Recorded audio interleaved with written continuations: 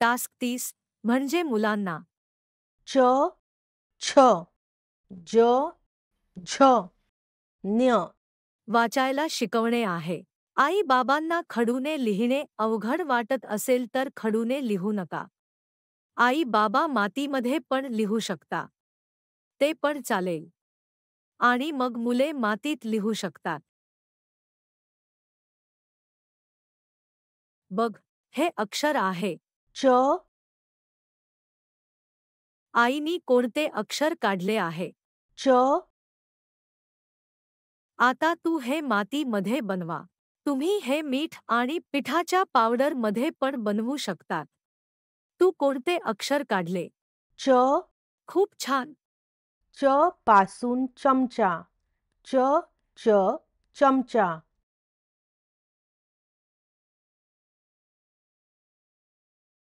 बघ, हे अक्षर आहे. छ आईनी कोणते अक्षर काढले आहे? छ आता तू हे मातीमध्ये बनवा.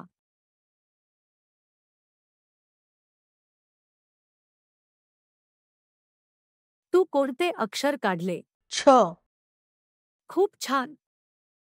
छ पासून छत्री छ छ छत्री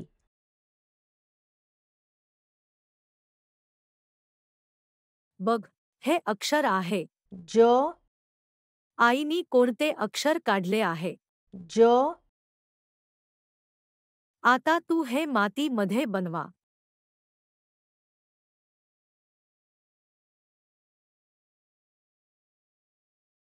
तू कोणते अक्षर काढले? ज खूप छान. ज पासून जग ज ज जग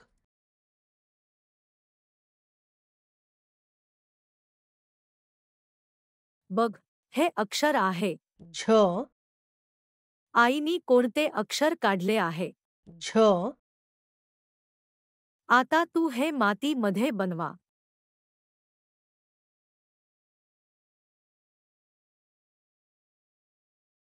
तू कोणते अक्षर काढले? झ खूप छान. झ पासून झबले झ झ झबले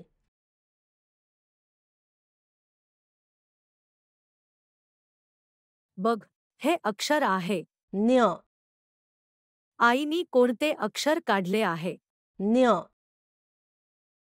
आता तू हे मातीमध्ये बनवा.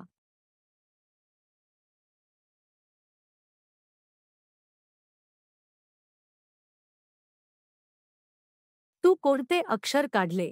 न्य खूप छान. हे अक्षरापासून एकही शब्द सुरू होत नाही. हे शब्दाचा आवाज बदलण्यासाठी वापरले जाते. आत्तासाठी कृपया फक्त मुलांना शिकवा. हे अक्षरला न्य म्हणतात. अक्षरे शिकवताना आम्ही मुलांना दाखवलेल्या सर्व गोष्टी तुम्ही दाखवू शकता. दाखवणे शक्य नसेल तर कृपया आमची व्हिडिओ दाखवा. आता मुलांसोबत एक खेळ खेळूया. आम्ही A4 साईजचा कागद वापरला आहे आणि याप्रमाणे 5 कागदी विमाने बनवली आहेत. आणि प्रत्येक विमानावर पेन्सिलने अक्षर लिहिले.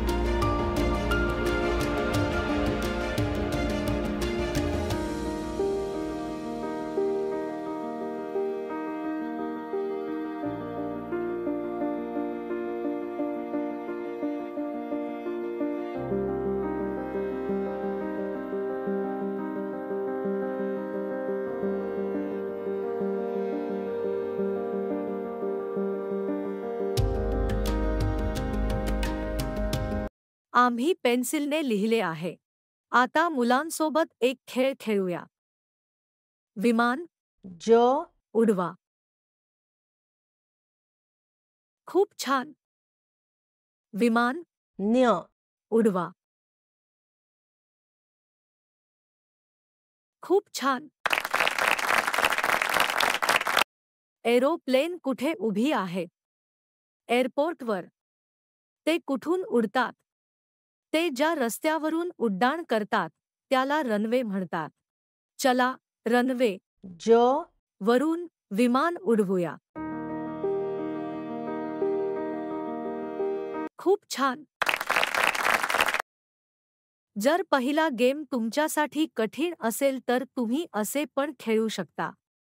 पेन्सिलने अक्षरे लिहा आणि मुलांना पेपर तुमच्याकडे पाठवायला सांगा. च माझ्याकडे द्या. याप्रमाणे मुलांना सर्व अक्षरे पास करण्यास सांगा. खूप छान. कृपया मुले शिकत असताना त्यांच्यासोबत बसा आणि नेहमी त्यांच्यावर लक्ष ठेवा. मुले माती किंवा खडू खाऊ शकत नाहीत. मुलांना अक्षरे शिकण्यासाठी वेळ लागू शकतो. कृपया तुमचे वेळ घ्या. दर 2 ते 3 दिवसांनी एक अक्षर शिकवा. सुरुवातीला मुले मीठ, माती किंवा पिठाचा पावडरमध्ये थोडे थोडे लिहिणार. ते ठीक आहे. त्यांना हळूहळू मीठमध्ये लिहायला शिकवा. कृपया लक्षपूर्वक ऐका. कृपया तुमच्या मुलांवर शिकण्यासाठी दबाव आणू नका. कृपया त्यांना खूप प्रेम आणि प्रोत्साहन द्या आणि त्यांना त्यांच्या गतीने शिकण्याचा आनंद द्या. धन्यवाद.